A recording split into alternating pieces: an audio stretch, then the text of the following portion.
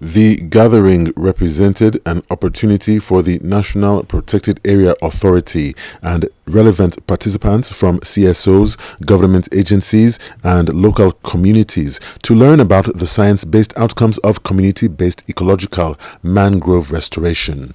The highlight of the occasion was the presentation of GIS-enabled tablets to the National Protected Area Authority, NPAA.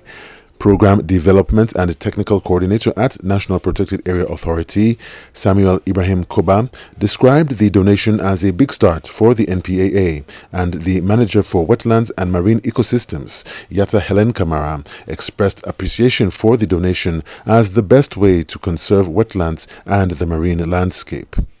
The country director for Wetlands International in Sierra Leone, Dr. Alhaji Siaka, said there would be further opportunities to test the applicability of the tablets and the methodologies for natural mangrove restoration through practice in the field. Dr. Siaka said all data and applications utilized in the field were open-sourced and therefore globally accessible. The working session and the donation of tablets to the NPAA fulfilled a necessary component of the Wetlands International Global Mangrove Watch and training to monitor mangrove growth in Sierra Leone and across the world.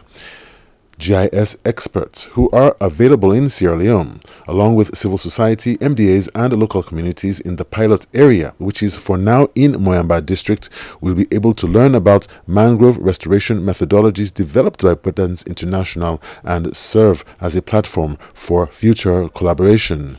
Gabi Agbanon, chargé des projets, Wetlands International Africa, based in Senegal, said Sierra Leone and Mozambique are the two latest countries in a transcontinental endeavor spanning half a decade in mangrove ecological natural restoration in East and West Africa. She provided an overview of Wetlands International's mission to restore thousands of hectares of mangroves before the close of the decade and how countries like Sierra Leone are providing evidence-based data from small-scale community participation that will be seen as the best practice to restore the vast areas of mangroves that have been destroyed by human activities.